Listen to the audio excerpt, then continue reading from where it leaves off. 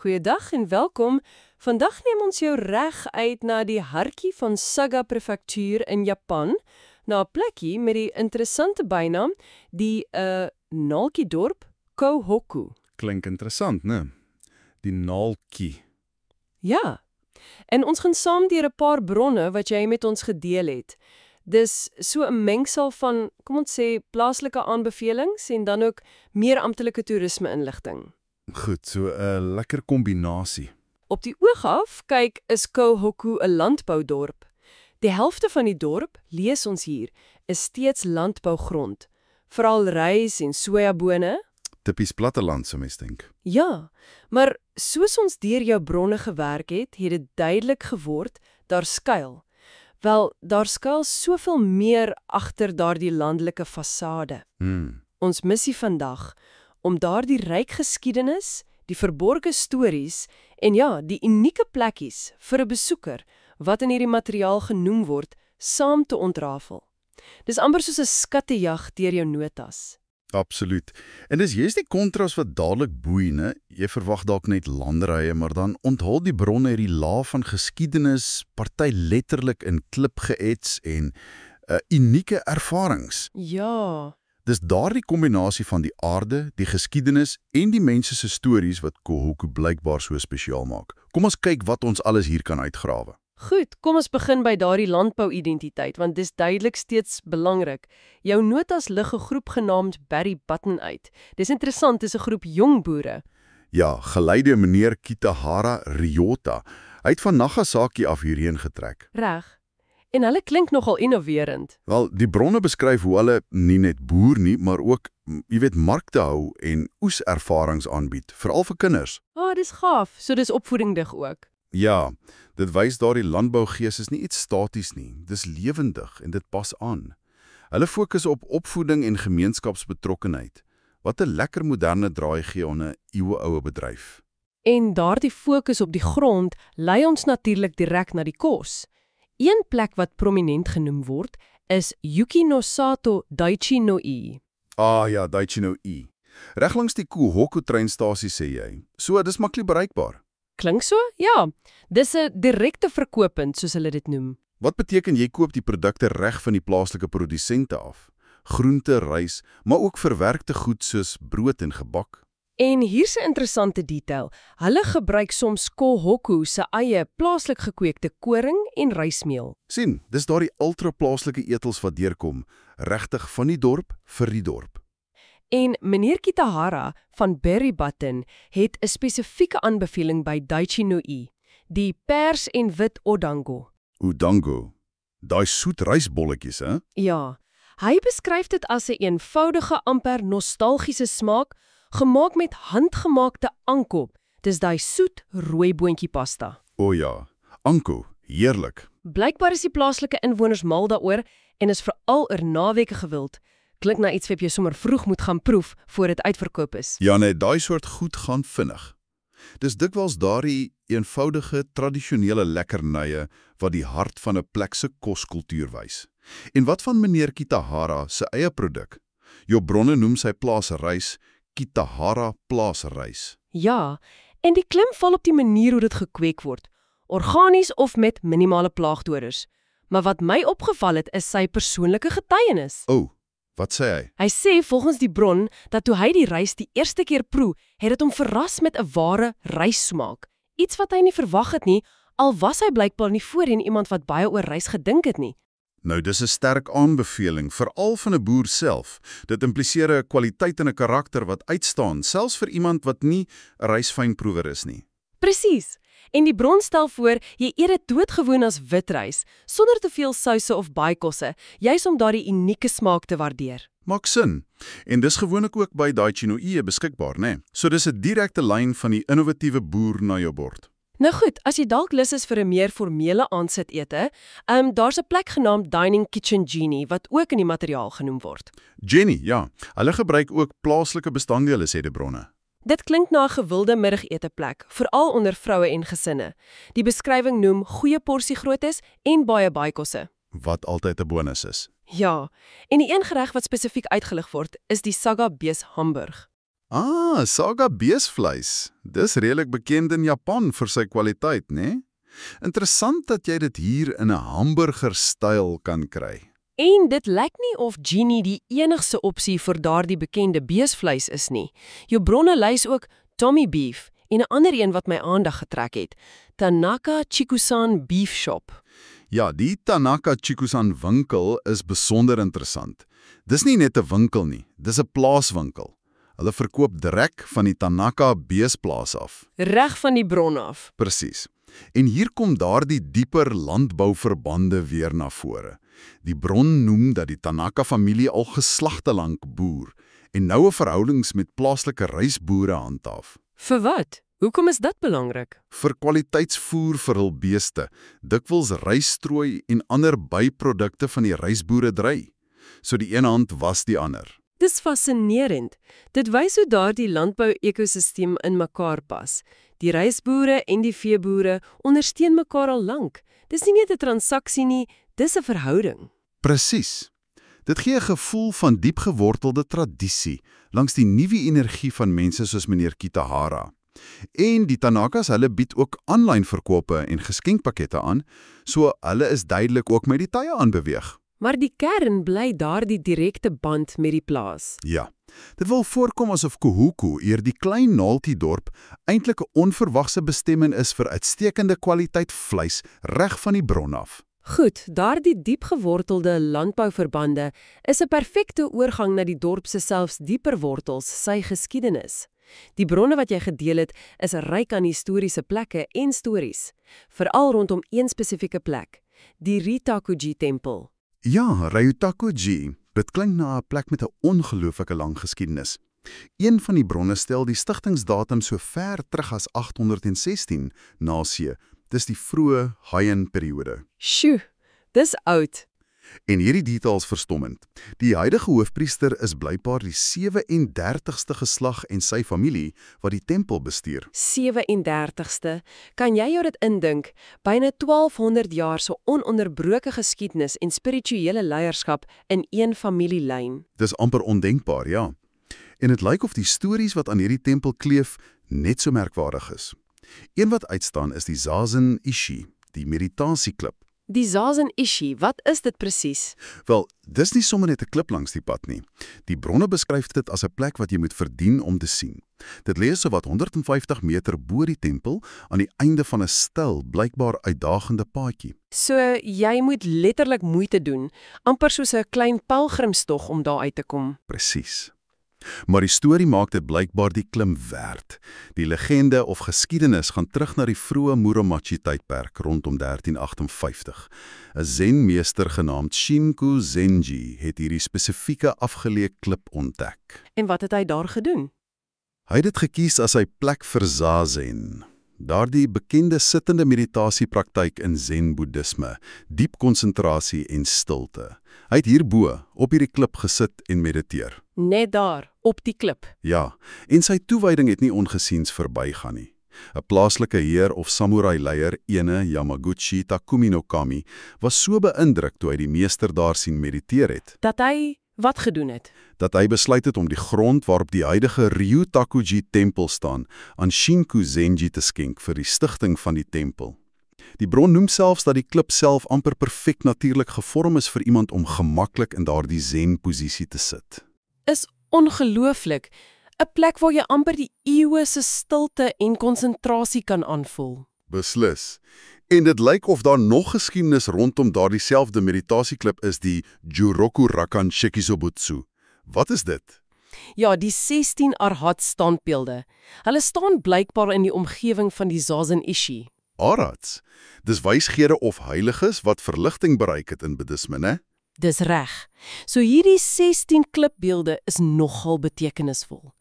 Volgens jou bronne is hulle geskenk deur 'n Karel, dit was 'n hoë-ranking amptenaar of adviseur van die magtige Takua-klan. Die Takua-klan. Daardie naam gaan ons weer sien, né? Lyk my so. Hierdie amptenaar het hom tot boeddhisme bekeer en die beelde geskenk gedurende die tyd van die 12ste hoofpriester van Rutakuji, Kanjitsu Daietsu Daiyosho. Dit wys hoe diep die plaaslike maghebbers se geskiedenis met die van die tempel verweef is. En hierdie beelde is nou 'n amptelike kultuurskat van Kohoku-dorp. Dit moet nog 'n atmosfeer skep daarbo op die heuwel, die meditasieklip en hierdie antieke wyse figure wat daarom staan. Definitief. En dit bring ons by nog 'n klip met 'n storie, ook 'n aangewese kultuurskat van die dorp, die Kankan-ishi. Kankan-ishi. Die naam beteken iets soos klop, klop, klip, né? Hoekom? Dis gemaak van 'n spesiale tipe vulkaniese rots genaamd sanokit. Dis blykbaar 'n klip wat, as jy dit met 'n ander klip of 'n hamertjie tik, 'n verrassend helder metaalagtige kang-kang klank maak. Regtig, soos 'n natuurlike klokkespel. Amper so, ja. Die bron spekuleer dit het te doen met 'n hoë yseroksiede inhoud in die rots.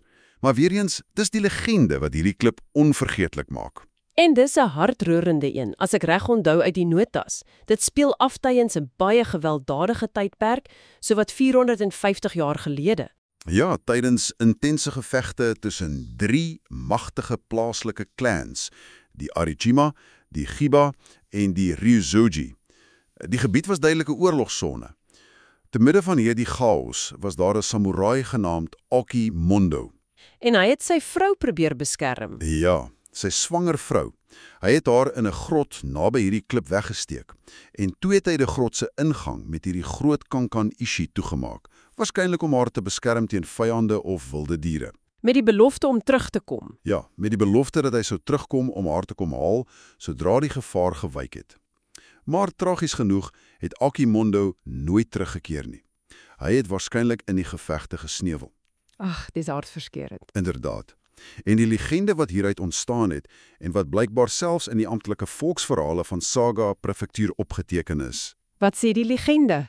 Dit sê dat die helder kan-kan-klank wat die klip maak as jy daarop tik, eintlik die echo is van die moeder se gees wat steeds oor haar ongebore kind waak, of roep na haar verlore man. Sjoe. Dis 'n ongelooflike kragtige, melancholiese verhaal wat permanent aan hierdie fisiese plek gekoppel is. Jy kan amper nie die klip sien sonder om aan daardie storie te dink nie. Presies. Hierdie stories is presies die soort hidden gems waarna ons op soek was. Dis nie net ou klippe nie. Dis draers van diep menslike drama en geskiedenis. En daar's nog 'n stukkie geskiedenis wat lewe, letterlik die Mazokanon no Kusunoki. Ja, die perdekop kanon se kamferboom. Kusunoki is 'n Japanse woord vir kamferboom. Hierdie spesifieke boom is self 'n aangewese natuurhistoriese monument. So dis oud en belangrik. Wat's die legende hier? Dit gaan oor die beroemde priester Gyoki, 'n figuur wat deur die hele Japan gereis het in die Nara-periode, die 8ste eeu. Hy het baie tempels gestig. Gyoki, ja. Volgens die legende het Gyoki in 737 na Christus by hierdie kamferboom aangekom en 'n beeld van Matsu Kanon, dis die perdekop kanon, 'n boeddhistiese beskermgodheid dikwels geassosieer met diere en reisigers, direk uit die stam van die lewende boom gekerf. Wow, nie 'n standbeeld wat langsam geplaas is nie, maar uit die boom self. Dis 'n ongelooflike beeld om voor te stel, 'n heilige figuur wat deel is van die lewende natuur. Presies. Dit spreek tot daardie diep verbintenis tussen spiritualiteit en die natuurlike wêreld wat jy dikwels in Japan sien. En hier is nog 'n laag wat die boom se belangrikheid onderstreep. Ah, wat nog? Die bronne noem dat vroeër Europese besoekers aan Japan, spesifiek die Duitse dokter en natuurkundige Engelbert Kaempfer Kaempfer, ja, einde 17de eeu. en Philipp Franz van Siebold, vroeë 19de eeu. Hulle was albei by die Nederlandse handelspos in Nagasaki. Blykbaar het hulle hierdie spesifieke kamferboom in hul botaniese rekords en reisbeskrywings genoem. Dit sê nogal baie. As selfs daardie vroeë, noukeurige Europese waarnemers hierdie boom opgemerk en gedokumenteer het, moes dit toe al 'n besonder indrukwekkende en bekende landmerk gewees het. Absoluut. Dit gee ons 'n idee van sy ouderdom en statuur. Hierdie verhale, die Zen-meester se meditasieklip, die Arhat-beelde, die tragiese Kankan-ishi en hierdie eeueoue lewende kanoenboom, dis presies die soort laag wat Kohoku se unieke karakter gee. Dit gaan veel verder as net landbou. Jou bronne lys ook vinnig ander historiese punte, soos die Oda Herberg, die Oda Shukuba. ou posstop op die Nagasaki-Kaido-roete. Ja, en 'n paar heiligdomme, Tenji en Chutsumiu en nog 'n kanonbeeld, die Mikeri-kanon. Dit bevestig net dat daar 'n rykdom van geskiedenis is om hier te ontdek vir iemand wat belangstel. Beslis. Al daardie geskiedenis en daardie diep stories is fascinerend. Maar mens wil seker ook soms net ontspan en die omgewing self geniet, né? Natuurlik. Die bronne wys ons gelukkig ook na 'n paar parke en uitkykpunte wat nogal spesiaal klink. Kom ons kyk daarna. Shiraki Panorama Koen. Die naam alleen is al belovend. Panorama Park. Klink so, ja. Die beskrywing sê dit bied asemrowende uitsigte oor die wye Shiraisi-vlakte en in die verte die Ariake See. Dis daardie gevoel van ruimte en oorsig wat dit bied. En dis blykbaar meer as net 'n uitkykpunt. Ja, dis ook 'n kampterrein en die bronne noem spesifiek dat dit kindervriendelik is. En hier kom daardie Berry Button groep weer ter sprake. Ons het vroeër genoem hoe aktief hulle in die gemeenskap is. Hulle het al jeugkampe juis hier by Shiraki Panorama Koen aangebied, sê die bronne. Dit skilder 'n prentjie van 'n plek wat baie natuurskoon bied en 'n lewendige rol speel in die plaaslike gemeenskapslewe. Dis 'n lekker kombinasie. En interessant genoeg, naby hierdie park met sy wye uitsigte, is daar nog 'n stukkie geskiedenis wat ons terugneem na een van daardie magtige clans. Die Shiraki Seibyo, 'n heilige tempel of heiligdom. Wat is spesiaal aan hierdie een, die Seibyo? Hier staan 'n standbeeld van Confucius, die groot Chinese filosoof. Volgens die bronne is die standbeeld in China gemaak en reeds in 1699 deur die destydse heer van die Takwa clan hierheen gebring. Weereens daardie Takwa clan, dieselfde clan van die Arhat-beelde by Ryutakuji. Hulle vingerafdrukke is oral op die dorp se geskiedenis. Lyk so, ja. En wat beteken die Confucius standbeeld vir die gemeenskap vandag? Daar word jaarliks in April 'n spesiale fees by die Seibyo gehou ter ere van Confucius. 'n Fees. Vir wat? Die doel van die fees is spesifiek om te bid vir kinders se gesonde groei en, heel gepas vir Confucius, vir akademiese sukses. Ag, dis mooi. So, dis weer eens daardie interessante mengsel van geskiedenis, die ou standbeeld, die klanverbintenis, kultuur, die Konfusiaanse tradisie en 'n lewende gemeenskapsfokus, die jaarlikse fees vir kinders. Dit bring ons by 'n meer moderne gemeenskapsruimte wat ook uitstaan in jou notas. Minanokoen. Wat beteken almal se park? Ja, en dis relatief nuut. Dit het eers in 2019 geopen. Die beskrywing noem dit die naaltjie van Kuhogu se naaltjie. Weer die naaltjie.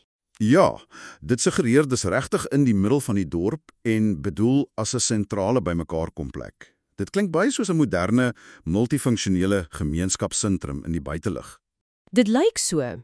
Die bronne beskryf 'n groot, oop grasperk, ideaal vir pikniks, informele speletjies of selfs groter gemeenskapsgeleenthede. Dan is daar 'n interaksiegebou. Met 'n kafee, né? 37 kafee. Jou notas beveel spesifiek hul middagete aan. Ja, maar gee ook 'n praktiese wenk. Dis donderdag gesluit. Goed om te weet. Die gebou het blykbaar ook werkskopperuimte en 'n klein winkeltjie wat plaaslike produkte verkoop. Waarskynlik goedere van plekke soos Daitinoe of dalk selfs Berry Button. Jy's reg, want Berry Button word weer hier genoem. Hulle het blykbaar al markte by Minanokoen gehou en selfs verkoopsessies waar hulle saam met plaaslike hoërskoolleerders gewerk het. Dit versterk daardie beeld van die park as die kloppende hart van die moderne dorp, 'n plek vir ontspanning, handel en samewerking tussen generasies. Dis 'n mooi voorbeeld van hoe 'n dorp kan belê in ruimtes wat mense bymekaar bring. Maar vir iemand wat dalk die pure, ongeskonde natuur skoon soek, Het meneer Kitahara van Berry Button nog 'n aanbeveling in die bronne, die Eguchi Shotoku gebied. ja, en sy beskrywing daarvan is amper skilderagtig. Hy praat van uitgestrekte reislande wat tot by die horison strek, 'n gevoel van wye, ook lig. En die waterkanale tussen die landerye wat die blou hemel weerspieël. Hy roep veral die beeld op van die goue reisare wat in die wind wieg net voor oestyd, veral teen sonsondergang. Dit klink idillies. Hy beklemtoon ook hoe hierdie landskap dramaties met die seisoene verander, van helder groen in die lente en somer tot goud in die herfs en stil in die winter. Dit vang daai klassieke rustige beeld van landelike Japan perfek vas, iets wat baie besoekers juis soek. En dan, vir 'n meer tradisionele parkervaring, is daar Narkuhan Park, wat langs die Rokkaku rivier lê.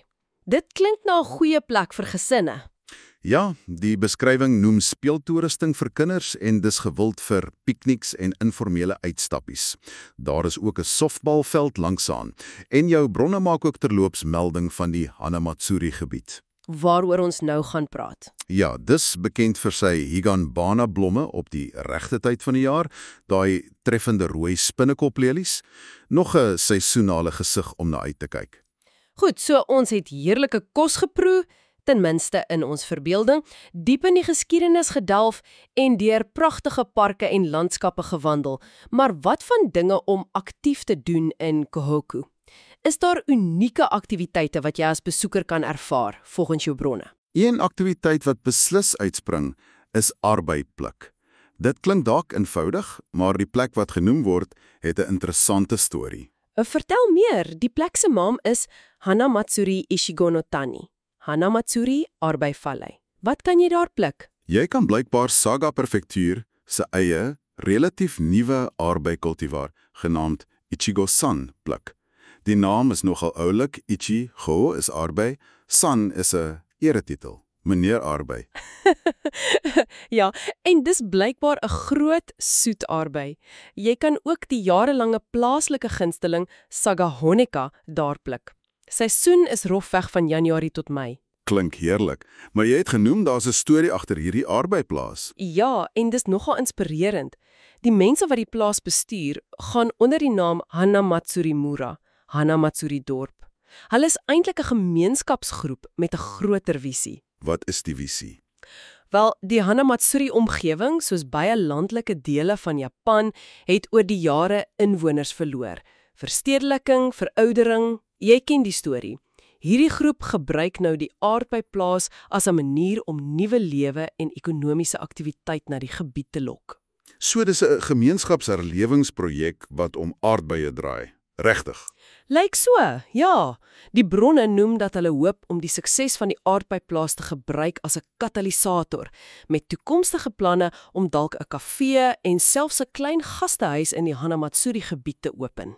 So, wanneer jy daar aardbeie gaan pluk, is dit nie net 'n lekker uitstappie nie. Jy ondersteun ook direk 'n poging om 'n plaaslike gemeenskap te laat herleef. Dit gee daardie mankie aardbeie sommer baie meer betekenis, né? Dit doen beslis. Dis 'n wonderlike voorbeeld van hoe toerisme en gemeenskapsontwikkeling hand aan hand kan gaan. Vir 'n heel ander tipe aktiwiteit, meer rustig en kreatief, noem een van jou ander bronne 'n werkspace waar jy jou eie krye seep kan maak. Dit klink interessant. By 'n plek genaamd Aroma and Herb no Izumi Hoku. Dit klink na 'n heerlike sensoriese ervaring. Hulle gebruik blykbaar 'n seepbasis en dan voeg jy essensiële olies en gedroogde kruie by. Om jou eie unieke seep te skep. Klink na 'n baie kalmerende, geurende aktiwiteit. Ideaal as jy belangstel in natuurlike produkte of net iets kreatiefs met jou hande wil doen. Klink perfek vir 'n ontspanne middag. En dan vir diegene wat dalk meer energie wil verbrand. Wel, die bronne lys ook 'n hele rits sport- en ontspanningsfasiliteite. Daar's die Hanamatsuri golfklub, Vir die golfspelers. ja, dan is daar die Kahoku swembad en oefensentrum en die alleweer sportgronde wat nogal handig klink as die weer dalk nie saamspeel nie. Beslis. Daar's ook 'n BNG Oseaansentrum genoem wat gewoonlik dui op fasiliteite vir watersport of swemaktiwiteite. En laastens nog 'n gemeenskapsentrum, hierdie een met die baie gepaste naam Navel. Weer is daardie naaltjie tema. Hulle hou daarvan. Dit lyk of Kahoku vir 'n klein dorpie nogal goed toegerus is vir beide inwoners en besoekers wat aktief wil wees. Dit rond die prentjie mooi af van kos en geskiedenis tot natuur en aktiwiteite. Inderdaad. As ons nou terugkyk oor alles wat ons uit jou bronne gehaal het, vorm daar 'n fascinerende beeld van Kahoku. Ja, dis 'n landboudorp en trots daarop. Soos gesien in die werk van Barry Button en die lang geskiedenis van plase soos Tanaka Chikusan en natuurlik die smaak van daardie spesiale rys. Maar dis ook 'n plek geweek in eeuse geskiedenis en legende. Beslis. Daardie stories by Ryotokuji, die Zazen-ishi wat jy moet uitklim om te bereik, die Arhat-beelde, die tragiese Kankan-ishi wat sy storie vertel elke keer as hy geklop word. En die ongelooflike Matsukanon-dam verboom wat deur Europese natuurkundiges opgemerk is. Dis die soort diepte wat jy nie noodwendig in elke dorp kry nie. En dan het jy die moderne sy, die gemeenskapsgees wat deurskyn by plekke soos Minanokoe en die pogings om plekke soos Hanamatsuri te laat herleef.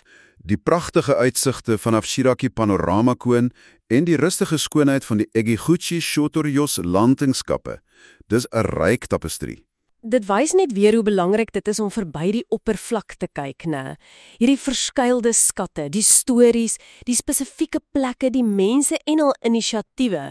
Dis wat Kohoku se unieke tekstuur en siel gee. Presies. Dit gaan nie net oor 'n lys van besieningswaardighede nie, maar oor hoe daardie elemente saam die identiteit van die plek vorm. So, hier is dalk die gedagte waarmee ons jou vandag laat, nadat ons saam deur jou bronne oor Kohoku gereis het.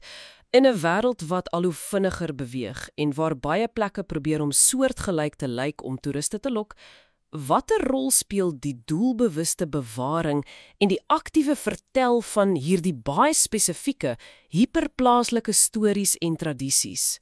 Dink aan die legende van die Kankan Ishi of die jaarlikse Confuciusfees by Shiraki Saibyo. Of selfs die poging om die Hanamatsuri-vallei deur aardbeie te laat herleef.